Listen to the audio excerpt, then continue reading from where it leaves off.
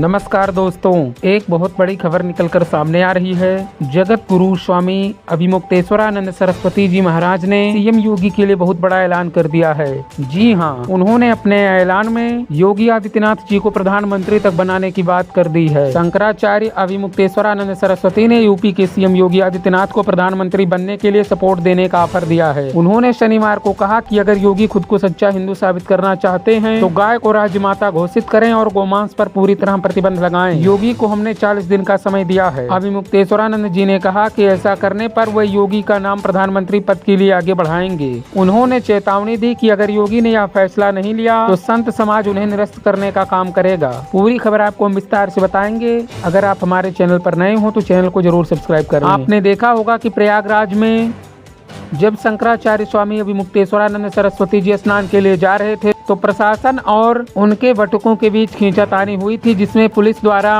वटकों की चोटी पकड़कर खींचने की तस्वीरें भी सामने आई थीं।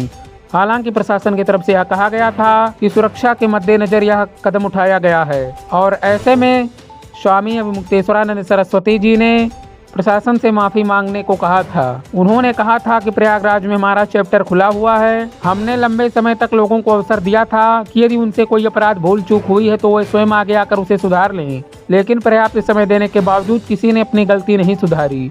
इससे स्पष्ट हो गया कि वे इस अपराध को बनाए रखना चाहते हैं। इसलिए अगले माघ मेले के लिए तारीख तय कर हम काशी आ गए हैं। यहाँ आकर हमने अपनी मौजूदा मुहिम गौ माता की रक्षा को आगे बढ़ाने का काम शुरू किया है। जब उनसे पूछा गया कि यह मुहिम किस उद्देश्य के लिए चलाई जा रही है, तब उन्होंने कहा कि इस आंदोलन का उद्देश्य एक ही है और वह पूरी तरह से गौ माता की रक्षा और प्रतिष्ठा के लिए है। हमने उत्तर प्रदेश के मुख्यमंत्री योगी आदित्यनाथ जी को 40 दिन का समय दिया है। हमें आशा है कि इस अवधि में वे अपने मूल स्वरूप को याद करेंगे और गौ माता को सम्मान देते हुए उन्हें राज्य माता का दर्जा देंगे। साथ ही उत्तर प्रदेश से बड़े पैमाने पर हो रहे गोमांस के निर्यात पर भी रोक लगाएंगे। जब उनसे अन्य शंकराचार्यों के समर्थन की बात पूछी गई, इस पर उन्होंने कहा कि हमारे समर्थन में कौन है और कौन नहीं है यह आप उनसे पूछ सकते हैं, लेकिन जहां तक गौ माता की प्रतिष्ठा के आंदोलन की बात है तो यह चारों शंकराचार्यों की ओर से माना जाएगा। ऐसा नहीं है कि चारों शंकराचार्य मिलकर ही हर काम करें। यदि चारों में से कोई एक भी इस विषय पर कार्य कर रहा है तो वह चारों का ही कार्य माना जाएगा। जब शंकराचार्य जी के अधिकार और क्षेत्रों को लेकर सवाल पूछा गया, तब शंकराचार्य जी ने उत्तर देते हुए कहा कि शंकराचार्यों के अधिकार क्षेत्र भौगोलिक रूप से बटे हुए हैं, उत्तर, दक्षिण, पूर्व और पश्चिम। स्थानीय मामलों में संबंधित क्षेत्र के शंकराचार्य कार्य करते हैं, लेकिन जब विषय देशव्यापी हो तो वह किसी एक क्षेत्र तक सीमित नहीं रहता। गौ माता की रक्षा का मुद्दा पूरे देश और समस्त हिंदू समाज से जुड़ा हुआ है, इसलिए इसमें क्षेत्राधिकार की कोई सीमा नहीं है। और आपने सुना होगा भी, हाल ही में कुछ अधिकारी शंकराचार्य जी के संपर्क में आकर और उन्हें स्नान करवाने की बात कर रहे थे। इस पर शंकराचार्य जी ने कहा कि फिलहाल हम उस विषय पर बात नहीं कर रहे हैं। अगर हम उस मुद्दे को फिर से उठाएंगे तो हमारी तय अगली तारीख और मुख्य आंदोलन प्रभावित होगा। हमारा मूल मुद्दा गौ माता की रक्षा है। हम नहीं चाहते कि वह डाइवर्ट हो। स्नान से जुड़ी लड़ाई आगे आने वाले समय में फिर से शुरू होगी।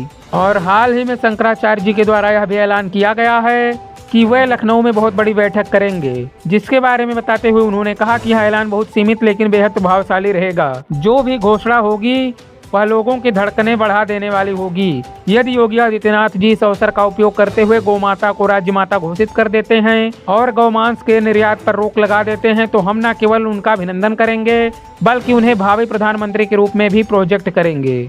और यदि सीएम योगी यह निर्णय नहीं ले पाते हैं तो उन्हें निरस्त भी किया जाएगा। उनके सामने यह बहुत बड़ा अवसर है। मामला बेहद क्लोज है और कुछ भी हो सकता है। दोस्तों, ऐसे ही खबरों को देखने के लिए हमारे चैनल को जरूर सब्सक्राइब करें।